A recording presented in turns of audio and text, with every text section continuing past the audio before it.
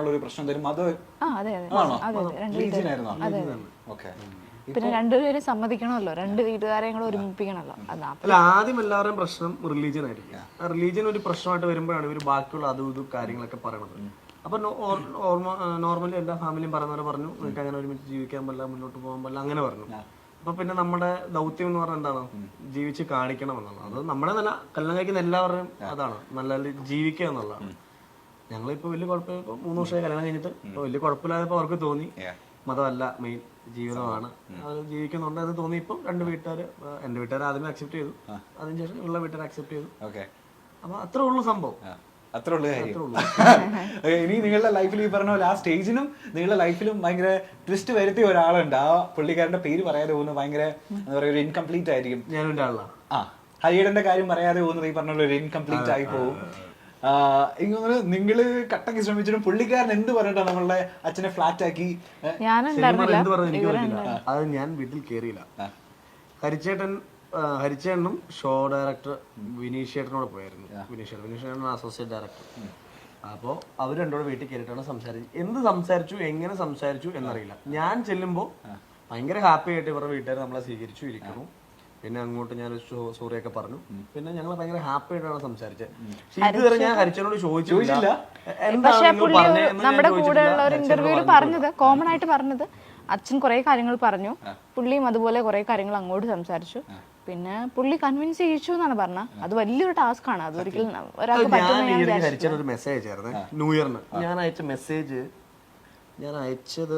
ഞാനത് അപ്പൊ തോന്നി ഞാൻ അയച്ചതാണ്. അത് ഞാൻ എന്താ അയച്ചതെന്ന് ചോദിച്ചു കഴിഞ്ഞാൽ, ഞാനത് എൻ്റെ മനസ്സിൽ തോന്നിയിട്ട് ഞാൻ അങ്ങനെ അയച്ചതാണ്. ഞാൻ കാണിച്ചുതരാം. ഞാൻ അയച്ചത്: ഹരിയണ, ഈ കഴിഞ്ഞുപോയ വർഷം നിങ്ങളെ എൻ്റെ ചേട്ടൻ്റെ സ്ഥാനത്തും സവിത ചേച്ചിയെ ഏട്ടത്തിയുടെ സ്ഥാനത്തും കിട്ടി എന്നുള്ളതാണ് എൻ്റെ സന്തോഷങ്ങളിൽ ഒന്ന്. ഒരു ചേട്ടനായി, നല്ല കൂട്ടുകാരനായി ചേർത്ത് നിർത്തിയതിനും കൂടെ കൂട്ടിയതിനും ഉപദേശിച്ചതിനും നല്ലത് പറഞ്ഞതിനും കമ്പനി കൂടിയതിനും എല്ലാത്തിനും ഒരുപാട് നന്ദി. ഞാൻ പറഞ്ഞു, നമ്മൾ തമ്മിൽ എത്ര വയസ്സിന് വ്യത്യാസമുണ്ട്, എന്നിട്ടും അതൊന്നും നോക്കാതെ, നിങ്ങളുടെ പൊസിഷൻ നോക്കാതെ, പുള്ളി അങ്ങനെ നിൽക്കുന്ന ഒരു ആൾ, പ്രൊഫഷൻ നിൽക്കുന്ന ഒരാളും കൊണ്ടാണ് നോക്കാതെ എന്തോ ഒരു അലമ്പ് നമ്മൾ ആ സ്റ്റേജിൽ കാണിച്ചു. ഞങ്ങൾ ഭയങ്കര അലമ്പാണ് സ്റ്റേജിൽ. ശരിക്കും പറഞ്ഞാൽ കാണുന്നുണ്ട്.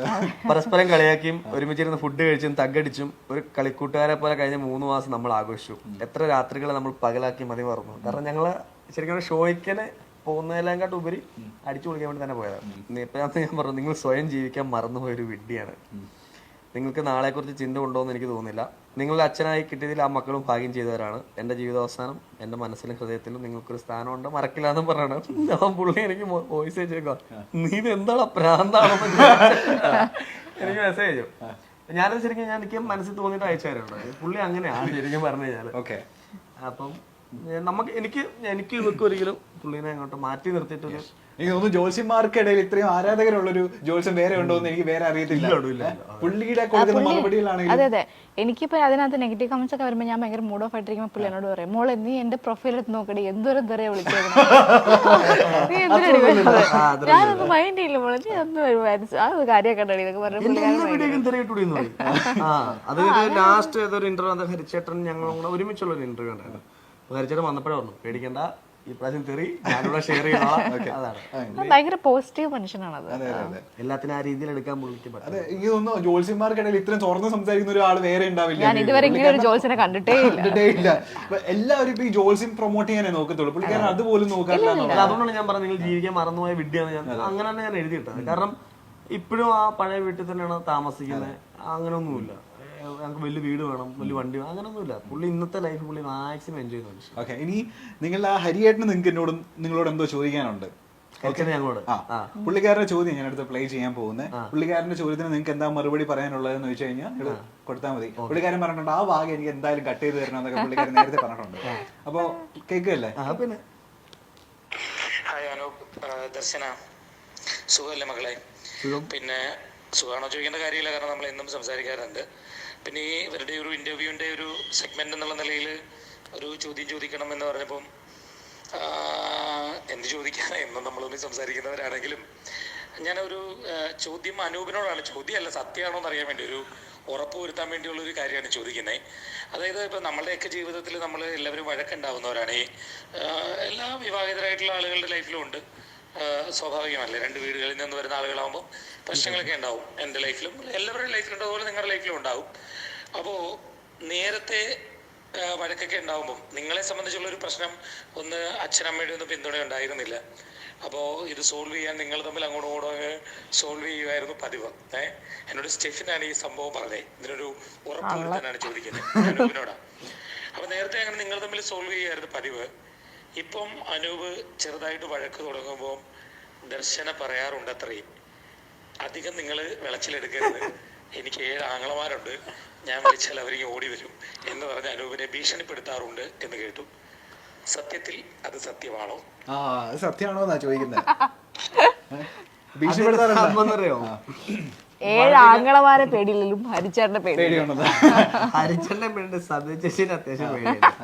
അതെന്നെ സംബന്ധിച്ചാലേ ഹരിയാണം പിന്നെങ്കിലും ഭയങ്കര സോഫ്റ്റ് ആയിട്ട് നമ്മൾ സംസാരിക്കും. അങ്ങനെ ചേച്ചി അങ്ങനെ ചേച്ചി തൊഴിൽ മോല കാട്ടൊക്കെ പറയും, നീ എന്താ കാണിച്ച നീ അങ്ങനെ അങ്ങനെയൊക്കെ പറയും. പക്ഷെ നമുക്ക് ഏത് സിറ്റുവേഷനിലും പോയി പറയാം എന്നും പറയാം. പുള്ളി എനിക്ക് എന്റെ ബ്രദറെ പോലെ തന്നെയാണ് ശരിക്കും. നമ്മളൊരു വലിയ ഏട്ടനൊക്കെ പറയില്ലേ, നമുക്ക് അങ്ങനെ എല്ലാവരോടും അങ്ങനെ ഒരു കണക്ഷൻ കിട്ടില്ല. അപ്പൊ ഞാൻ ഈ ഷോയില് ഞാൻ പറഞ്ഞിട്ടുണ്ടായിരുന്നു, ദേവചേട്ടൻ എനിക്ക് എന്റെ അച്ഛനെ പോലെയാണ്, ഹരിച്ചേട്ടൻ എനിക്ക് എന്റെ ഒരു വലിയ ഏട്ടനെ പോലെയാണ്. രണ്ടും കറക്റ്റ് ആയിട്ടുള്ള കാര്യം. വേറെ നമുക്ക് അങ്ങനെ എല്ലാവരെയും അങ്ങനെ കാണാൻ പറ്റില്ല. പക്ഷെ ഈ പുള്ളീനെ എനിക്ക് അങ്ങനെ കാണാൻ പറ്റുള്ളൂ. പുള്ളിയുടെ ഓരോ പേരിലും ഓരോ ഇതുണ്ട്, സ്ഥാനം ഉണ്ടെന്ന് പറഞ്ഞാൽ ഇവർ 7 പേർക്കും 7 ഇമ്പോർട്ടൻസ് ആണ് ശരിക്കും പറഞ്ഞാൽ. ഇന്നലെ ഒരു ലൈവും കാര്യങ്ങളുണ്ടായിരുന്നു. അപ്പൊ ആ സമയത്ത് സ്റ്റെവിൻ ചേട്ടൻ വന്നിട്ട് കമന്റ് ഇടും, ഓ ബ്രോ ഞാൻ നിങ്ങളുടെ ഭയങ്കര ഫാനാണ്, നിങ്ങൾ കാണാൻ സുന്ദര, ഞങ്ങൾ അങ്ങോട്ടും ഇങ്ങോട്ടും നല്ലപോലെ പണി കൊടുക്കുന്ന ആൾക്കാരാണ്. അങ്ങോട്ടും ഇങ്ങോട്ടും പണി കൊടുത്ത് ഭയങ്കര നമ്മുടെ ആ ഒരു എന്താ പറയുക എൻജോയ് ചെയ്യുന്നതാണ് ഒരു ഏജും കാര്യങ്ങളൊക്കെ. ഹരിച്ചേട്ടൻ കുറച്ചും കൂടെ മെച്ചൂർ ആയിട്ട് ചെയ്യും, ദേവൻചേട്ടൻ അതിലും കുറച്ചുകൂടെ മെച്ചൂർ ആയിട്ട് കാര്യങ്ങൾ ചെയ്യും. ഹരിച്ചേട്ടനോട് നമുക്ക് എന്തും പറയാം, എപ്പോ വേണമെങ്കിലും വിളിക്കാവുന്ന ഒരു മനുഷ്യനാണ്. ഷായിച്ചേട്ടൻ ഭയങ്കര ബിസി ആയിട്ടുള്ള ഒരാളാണ്, ഭയങ്കര ബിസിയാണ് ഷായിച്ചേട്ടൻ, ഷൂട്ടും കാര്യങ്ങളൊക്കെ ആയിട്ട്. ചേച്ചി ഇടയ്ക്ക് വിളിക്കും. പിന്നെ ജോബിച്ചേട്ടനാണെങ്കിലും ജോലി അത്ര വലിയ പൊസിഷനിലാണ് ജോബിച്ചേട്ടൻ. പിന്നെ അർജുൻ മാധു എന്ന് പറഞ്ഞു കഴിഞ്ഞാൽ എന്റെ പൊന്നു അതൊരു വേറൊരു വൈബാണ് കേട്ടോ. അവരുടെ ഇന്റർവ്യൂ നിങ്ങൾ ഉറപ്പായിട്ട് എടുക്കണം. അത് നിങ്ങൾ ചോദിക്കണ്ട, അത് മാധുവിനോട് തുടങ്ങിയിട്ട് അവന്റെ കീ കൊടുത്തിട്ടിരിക്കൂലേ, മാധുവിന് എന്തെങ്കിലും ചോദിച്ചാൽ കീ കൊടുക്കുക, പിന്നെ മാധു പറഞ്ഞോളൂ. മാധു ഒരു തുറന്ന പുസ്തകമാണ്. ഭയങ്കര വൈബാണ്. പിന്നെ വിജയചേട്ടൻ അത്യാവശ്യം കുറച്ച് ബിസി ഉള്ള ആളാണ്. അപ്പൊ അതാണ്. അപ്പം ഞങ്ങൾക്ക് ഒരു ഗ്രൂപ്പൊക്കെ ഉണ്ട്, ഇപ്പോഴും ഞാനും എൻ്റെ ആളെന്ന് പറഞ്ഞ ഒരു ഗ്രൂപ്പൊക്കെ ഉണ്ട്. അപ്പൊ അവിടെ എന്ത് ഷെയർ ചെയ്യാം എന്നും പറയാം. ഇവിടെ ഇടയ്ക്ക് ഹരിച്ചേട്ടൻ ചോദിച്ചാൽ എന്തെങ്കിലും വഴക്കുണ്ടാകുമ്പോൾ പറയും. ഞാൻ എവിടെയെങ്കിലും പോകുമ്പോഴാണ് കൂടുതൽ ദേഷ്യപ്പെടുന്നത്. ഇവിടെ വിളിച്ചിട്ട് അവിടെ എത്തിനും ചോദിക്കും. അപ്പൊ ഞാൻ ദേഷ്യം നിനക്ക് വെച്ചിട്ട് പോയിക്കോട്ടെ. അപ്പൊ ഇവിടെ പറയും ഞാൻ ഈ ഓടി എടുത്തിട്ട് ഇപ്പൊ ഞാൻ ഗ്രൂപ്പ് ഇടണോ എന്നേക്കും. പുള്ളി എന്നോട് പറയും, ഹരിച്ചേട്ടൻ പുള്ളിയോടും പറയും, എടാ നിന്റെ വീട്ടിൽ പോയി ഞാൻ സംസാരിച്ചോട് കൊച്ചിനെ എല്ലാവരും അതാട്ടാ പറയണത്. ദേവഞ്ഞാനൊക്കെ പറയും, വിളിച്ചിട്ട് പറയും.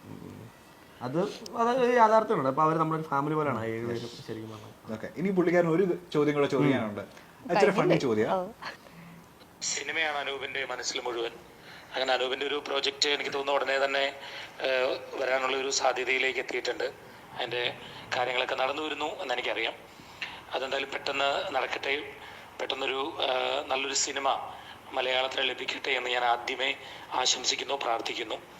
എനിക്ക് അനൂപിനോട് ചോദിക്കാനുള്ളൊരു ചോദ്യം, അനൂപിൻ്റെ സിനിമയിൽ ഒരു നായികയെ വേണം, നായിക എന്തായാലും വേണമല്ലോ. അപ്പോൾ അങ്ങനെ അതിന് പുറത്തുനിന്ന് ഒരാളെ എടുക്കണം എന്നൊരു തോന്നലുണ്ടായാൽ, ഞാനും എൻ്റെ ആളും ടീമിലെ 8 പെൺകുട്ടികളിൽ നിന്ന് തന്നെ ഉപയോഗിക്കില്ല, പിന്നെ വല്ലവിടെ ടെലികൊള്ളത്തിൽ 8 പെൺകുട്ടികളിൽ നിന്ന് നിങ്ങൾ ആരെയായിരിക്കും സെലക്ട് ചെയ്യുക? ദർശനയും കൂടെ ഉൾപ്പെടുത്തിയാണ് ഞാൻ ഈ ചോദ്യം ചോദിക്കുന്നത്. അതുകൊണ്ട് ദർശന അടുത്തുണ്ടെന്ന് മനസ്സിലാക്കിക്കൊണ്ട് കൃത്യമായൊരു മറുപടി തരുമെന്ന് പ്രതീക്ഷിക്കുന്നു. നായികയായിട്ട് ആരെ സെലക്ട് ചെയ്യുമെന്നാ ചോദിക്കുന്നത്. എന്റെ പേര് പറഞ്ഞില്ലെങ്കിൽ ഇപ്പൊ ഇവിടെ അടിയുണ്ടോ?